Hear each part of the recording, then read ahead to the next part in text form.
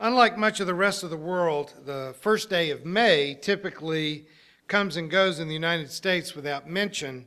Mayday, as it is called in many other countries, is a holiday to celebrate workers' rights. It was started in honor of the workers who died in the Haymarket riot in Chicago in 1886.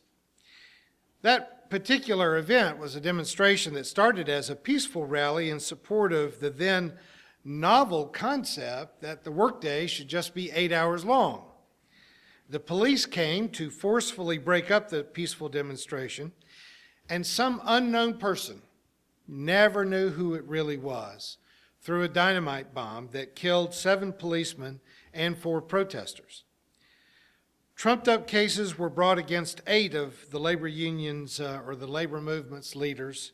7 were sentenced to death. The governor, under pressure from all over the world, people realized that the case against them was just absolutely not true. The governor commuted the sentences of 2 of the most obviously innocent people. The rest, however, remained on death row. 1 committed suicide in prison, and the other 4 were hanged in a public spectacle. A few years later, as May Day was becoming internationally popular then as a workers' holiday, President Grover Cleveland decided that rather than allowing May Day to become an event in the United States that could serve to recruit people to either the socialist or communist parties, instituted Labor Day to satisfy the demands of labor and to keep those socialists out of the system. For most of my life, Labor Day has simply been a low-attendance Sunday in church as families take a 3-day weekend at the end of summer for one last family outing. As an adult, though I've often been asked to speak on the stage at labor union organized picnics, the audience has almost always been comprised of either Democratic candidates running for office or members of labor unions. And those numbers have been in steep decline. A couple of years ago, labor union membership hit a 100-year low in America. And most of those who still remain members of unions are public employees working for fire departments or police departments, schools, or highway programs. The stronger unions that back in the 50s gave us the 40-hour work week, the 8-hour work day, those unions have been crippled. The organized efforts that raised salaries, made pensions and health insurance and safer working conditions a part of what it meant to be American in a growing and expanding middle class. Those unions have been silenced.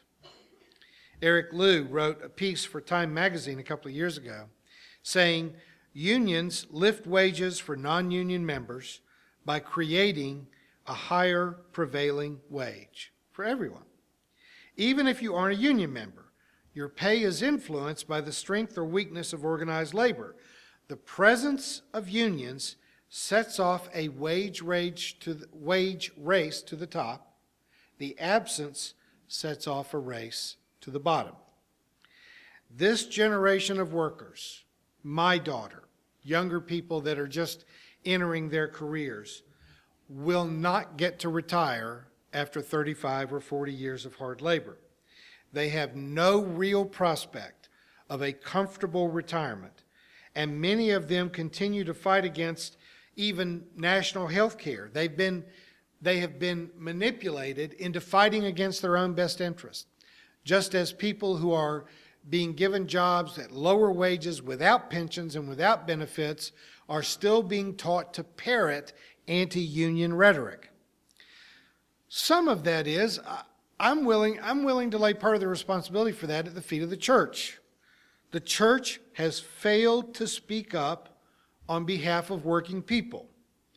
Some of it, though, is the fault of workers who have allowed themselves to be manipulated into anti-union sentiments that make them act in ways in which they hurt themselves and, more importantly, their own children.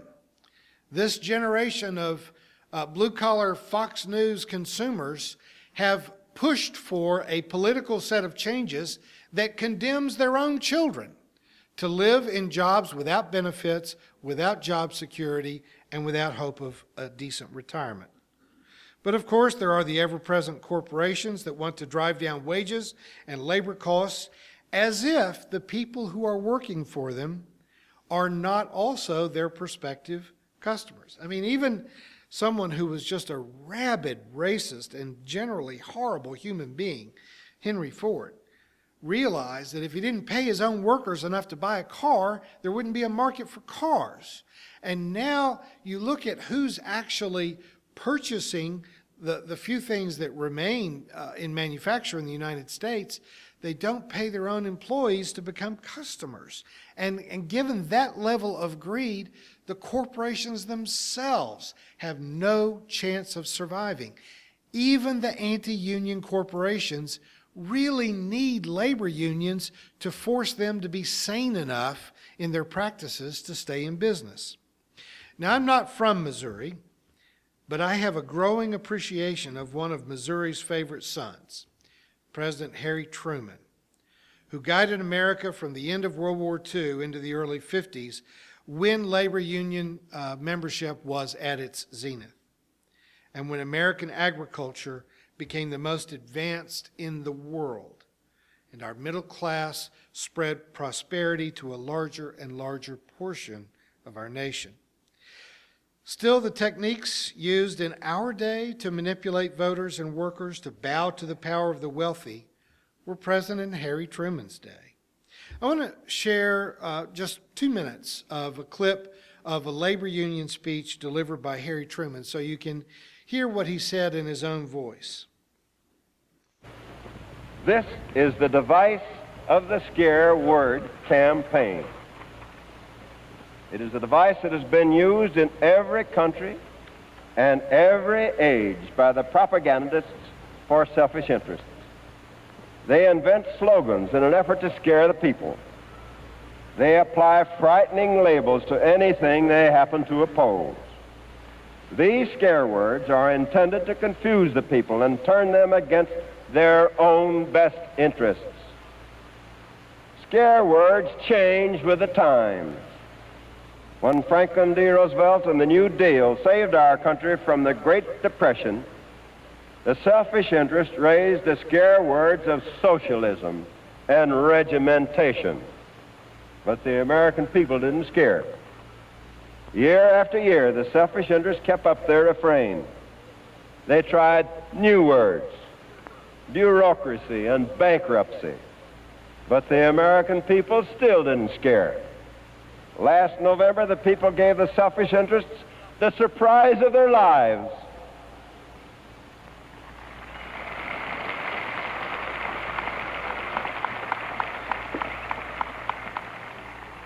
The people just didn't believe that programs designed to assure them decent housing, adequate wages, improved medical care, and better education were socialism or regimentation.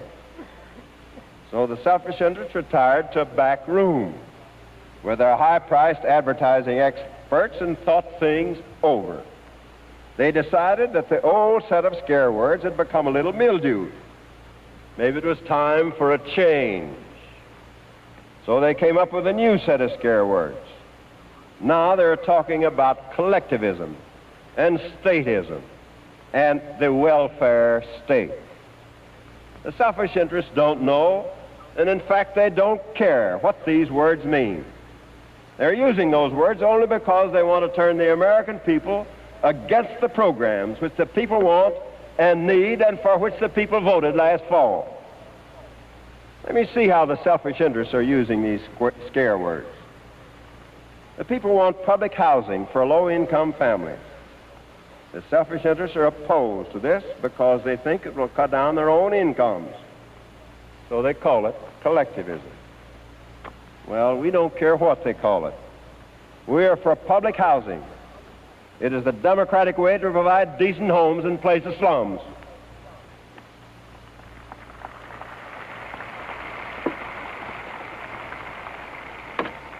Takes a lot of water to run this.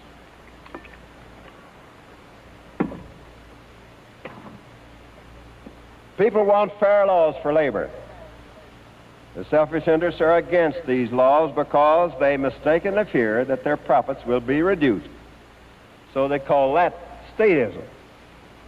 Well, we don't care what they call it. We believe that the workers in this country have a fundamental right to square treatment from employers.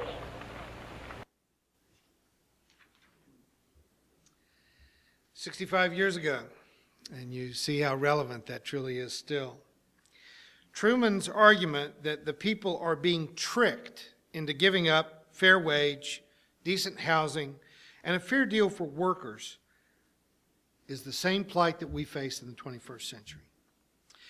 In spite of the fact that we sit here in this church illuminated and air-conditioned by socialist electricity, and we all drove here on socialist roads, hopefully after bathing in socialist water, in a community protected by a socialist police force and fire department, and defended by a socialist Army, Navy, and Air Force.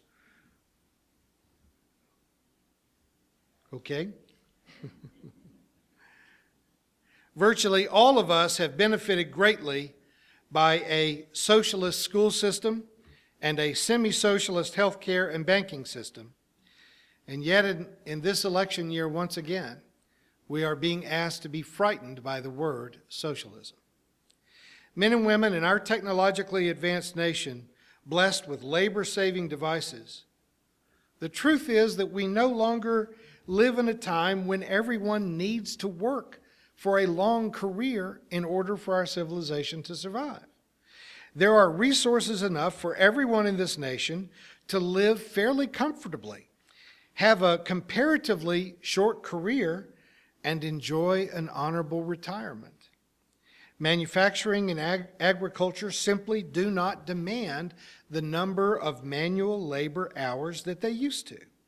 And if we are willing to live sanely without huge profits at the top of the economy and crushing poverty at the bottom, everyone can live a decent life in the 21st century. Everyone, no exceptions. The only thing that keeps us from it is a filthy, rotten economic system that pushes most of the resources to the top, standing on the backs of the poor. In a way, I struggle with charity. I struggle with the fact that we take groceries to cross lines every month and that we take hot food to Bill's place every week, because this country shouldn't have so many people who need charity. Charity is a way of forcing us to sort of accept the prevailing status quo, and we shouldn't accept it. There should not be homeless shelters. There should not be soup kitchens in every city of our wealthy nation, especially in a nation where there are churches on every street corner. Where is the message that black lives matter, that children matter, that workers matter, that teachers and public servants and the people who cook our food and mop our floors matter? If they matter, why don't we pay them a living wage? If they matter, why can't they all find jobs? If they matter, why don't we give them health care? They don't get those things because in America, all lives don't matter. We can fix this.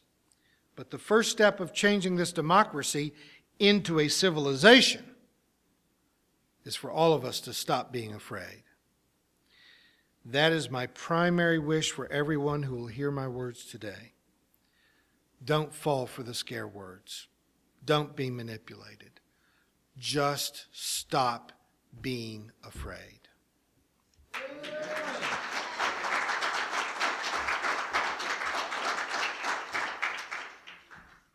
You have been watching a progressive Christian video from the Community Christian Church of Springfield, Missouri. We encourage our viewers to donate to our efforts in feeding the homeless and hungry of our community. Write to us at Reverend Dr. Ray at AOL.com for more information.